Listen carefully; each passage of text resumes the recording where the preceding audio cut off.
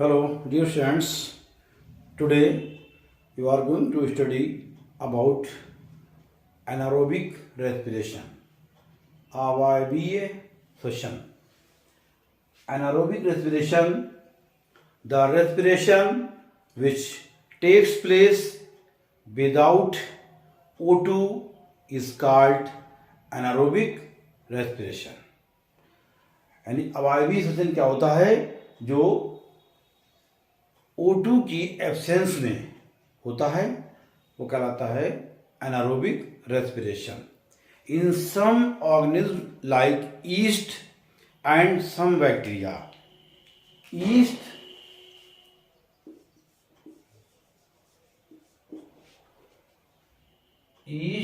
And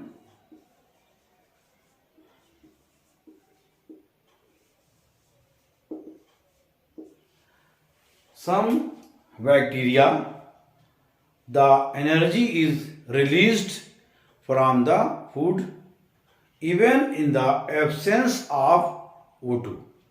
O2 की absence में energy release होती है. Energy is released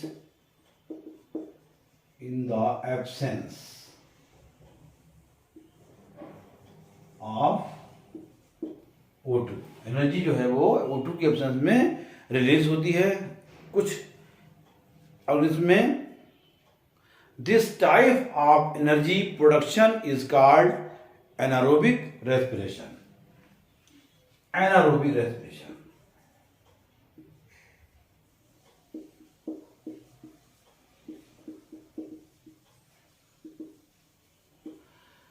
Energy is released in the absence of O2.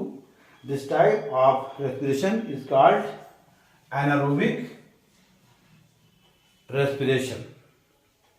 Anaerobic respiration occurs in the cytoplasm of the cells. ये कहाँ पर होता है? Cytoplasm. Anaerobic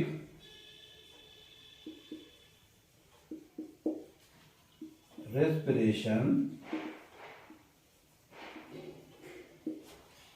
occurs in the cytoplasm of cell.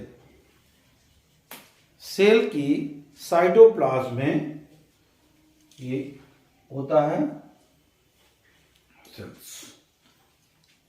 It does not use mitochondria. इसमें mitochondria की आवश्यकता नहीं होती है. It does not use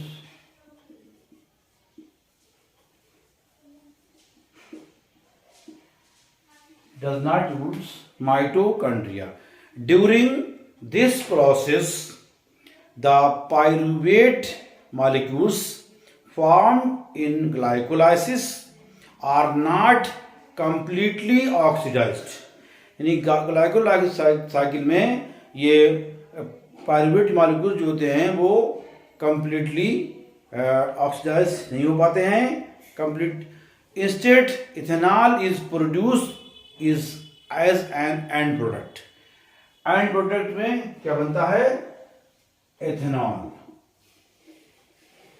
ethanol is produced as a end product.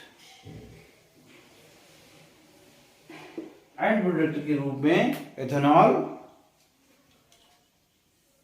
बनता है इसमें एनारोबिक रेस्पिरेशन में.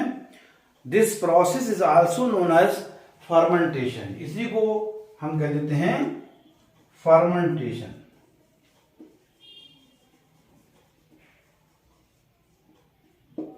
फर्मेंटेशन क्या है?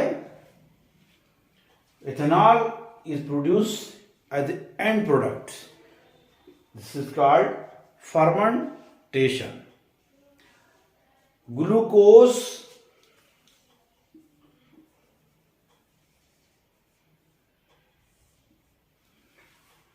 ग्लूकोज ग्लाइकोलाइसिस साइकिल में पायरुविक एसिड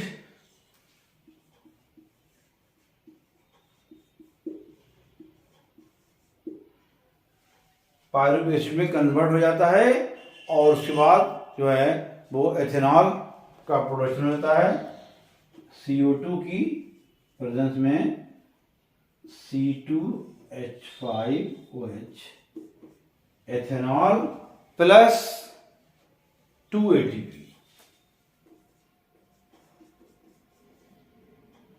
2 ATP जो एनर्जी रिलीज होती है और ये ग्लूकोज जो है वो पायरुविक एसिड में कन्वर्ट हो जाता है और उसके बाद एथेनॉल में कन्वर्ट हो जाता है।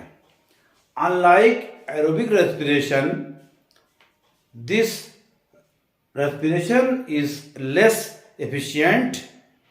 The ATP production in the case is also very small.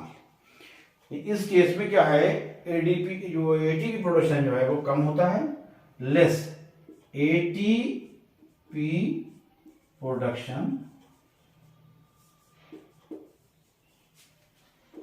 is less in this case, यानी कि एनारोबिक रेस्पिरेशन में ये एटीपी प्रोडक्शन लेस होता है। The ATP production in this case also very small. The overall equation for anaerobic respiration, इसको हम overall reaction को किस तरह से लिख सकते हैं, ग्लूकोज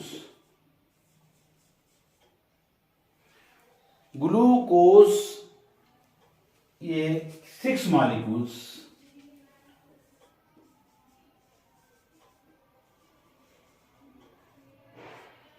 ग्लूकोज के 6 मॉलिक्यूल्स और ये रिएक्शन कहां होगी, इन साइटोप्लाज्म।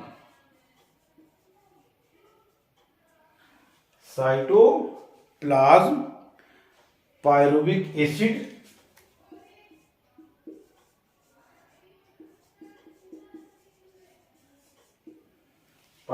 एसिड के 2 मॉलिक्यूल्स बनेंगे, 2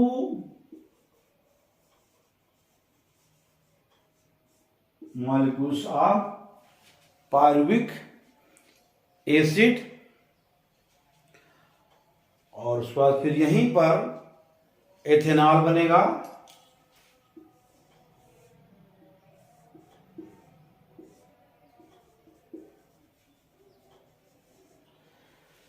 इथेनॉल प्लस CO2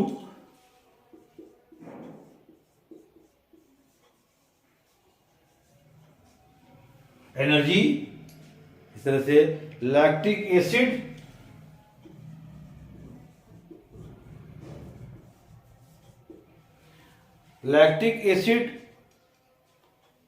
और plus energy,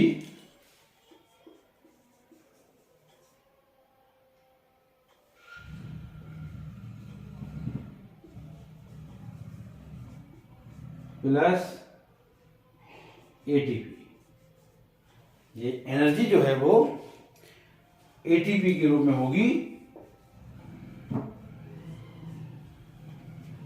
lactic acid water plus energy,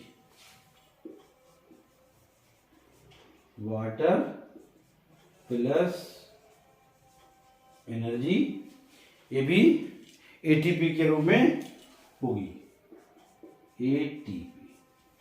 ये overall reaction of anaerobic respiration, glucose के 6 मॉलिक्यूल जो है वो कन्वर्ट हो जाते हैं 2 मॉलिक्यूल्स पायरुविक एसिड में और उसके बाद ये सब चीजें बनती हैं। Anaerobic respiration also takes place in our muscles, हमारी मसल्स के अंदर भी एनारोबिक रेस्पिरेशन होता है। कब होता है, when there is O2 deficiency, जब ऑक्सीजन की कमी होती है तो हमारे शरीर में भी वो जो है मसल्स में जो है वो एनारोबिक रेस्पिरेशन होता है और लैक्टिक एसिड बनता है। लैक्टिक एसिड यहाँ पर इन एब्सेंस मसल्स में एनारोबिक रेस्पिरेशन